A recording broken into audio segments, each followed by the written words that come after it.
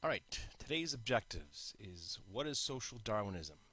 And our second objective of today's lesson is how did big business leaders use vertical integration and horizontal integration to build monopolies?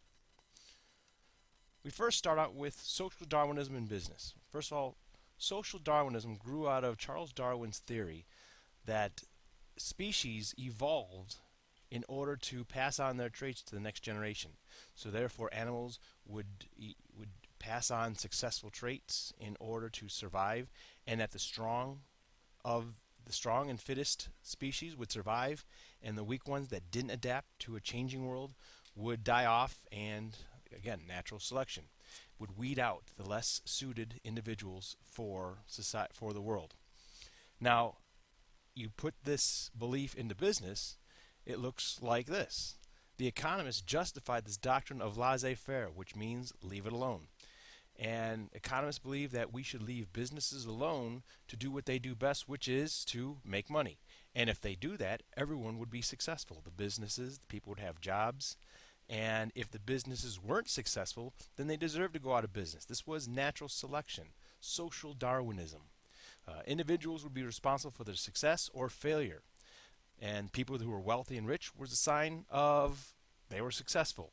And they must be that way. While the poor were just lazy and inferior people who deserved their lot in life.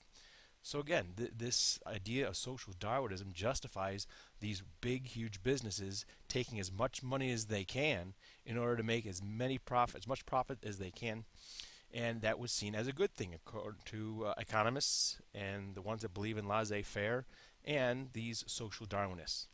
And as we learned in last episode, this our last notes, this violated the Munn versus Illinois case, which stated that government could get involved to protect the interests of the individual people. Moving forward, companies would then form these monopolies. They would control the entire business. They would set the prices, set the wages, and no one else could question or compete with any other business, especially the big businesses.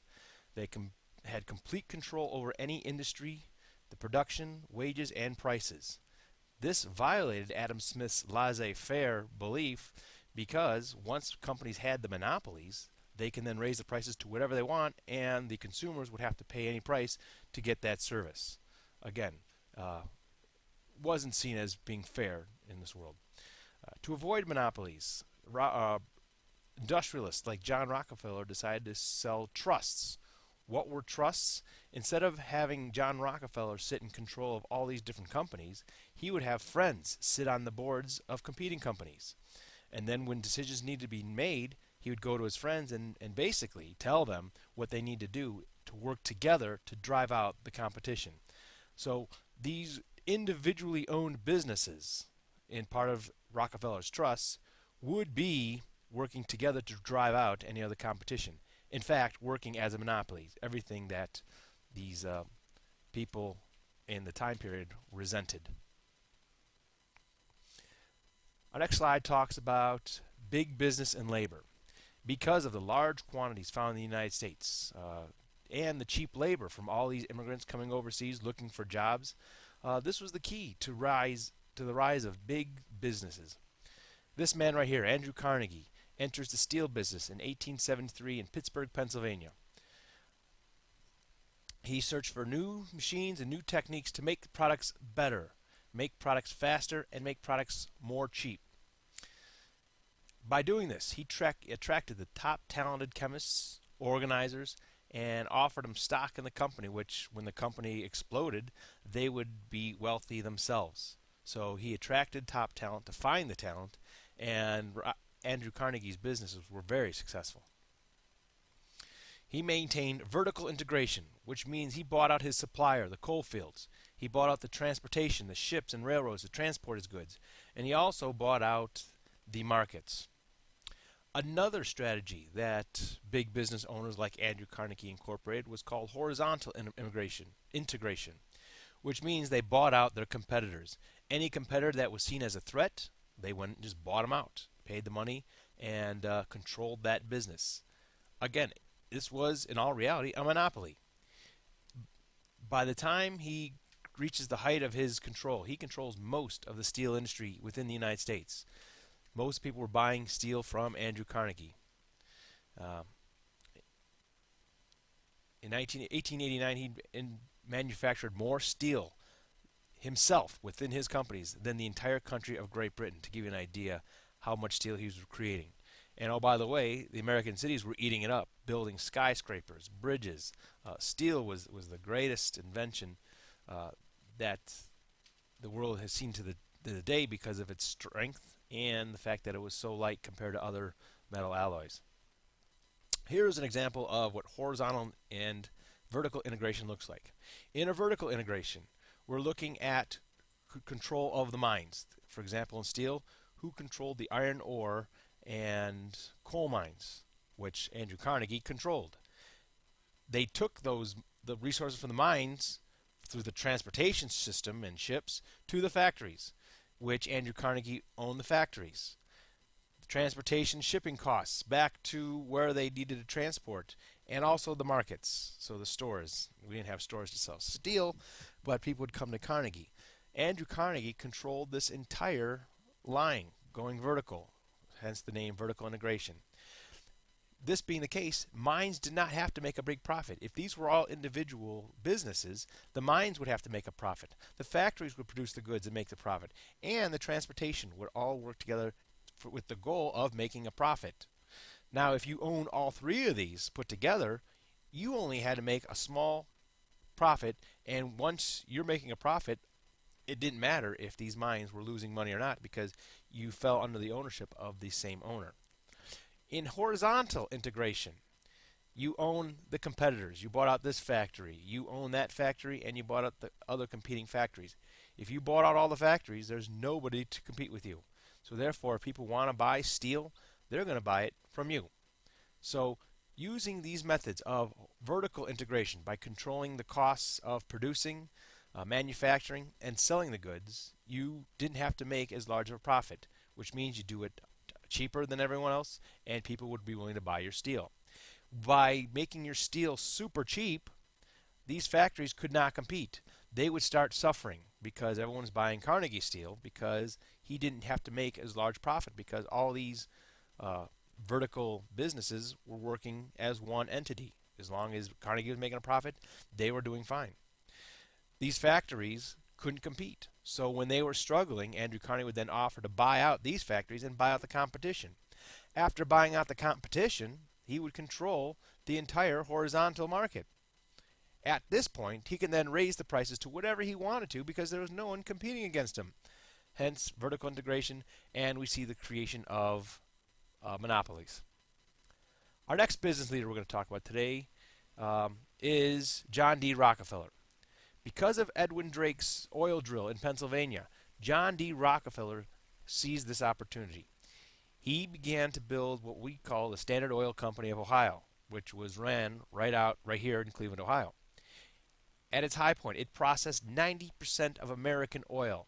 Because of Drake's drill, we were able to produce all this oil, which then could be used as heating oil for kerosene lamps, and also gasoline for these new gasoline power engines that were being built in the early 1900s.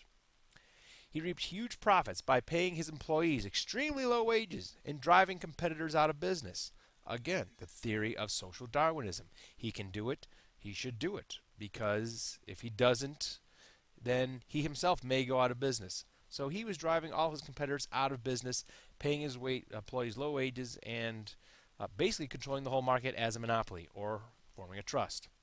He sold oil at lower prices than it cost to produce it. He can do this because he knew once the competitors were driven out of business, he can then raise the prices above the original levels and reap the profits in the long run. He did not pass his profits on to the workers or the prices on to the consumers, which again violates Adam Smith's laissez-faire. But John Rockefeller thought this was fine because the theory of social Darwinism justified what he was doing because he could do it, which made him the great leader, business leader that he was. This is the reason why these large industrialists that we're talking about today, Andrew Carnegie and John Rockefeller, got the name of robber barons, robbing the people and living extremely wealthy lives in their neighborhoods and controlling millions and millions of dollars themselves. the era of big business not passing on to consumers. These robber barons, in order to make things right, begin to donate. They call themselves philanthropists. For example, John Rockefeller gave away over $500 million to good work such as research, schools, buildings, bridges, all naming their structures after him to give himself a better name within the community. Carnegie himself donated over $325 million towards research and buildings. And if you look downtown, streets, buildings, bridges are named after these robber barons. Rockefeller gave the quote that he believed that the rich had the moral duty to spread their wealth to the common masses. The only thing the people wanted was a higher wage. So again, John Rockefeller thought he was doing the right thing by paying the people the low wage because he could, because of a lot of immigrant labor walking around streets looking for jobs. And he thought it was his duty under social Darwinism to keep the money for himself to show that he was destined to be great and control all the profits themselves.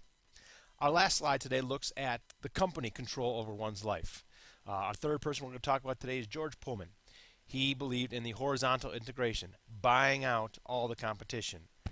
Another idea that Pullman introduced to his factories was the ideas of the company town. He built a small town which provided all the basic needs for the people: housing, stores, laundromat, libraries, schools. If anyone needed any supplies, where would they go?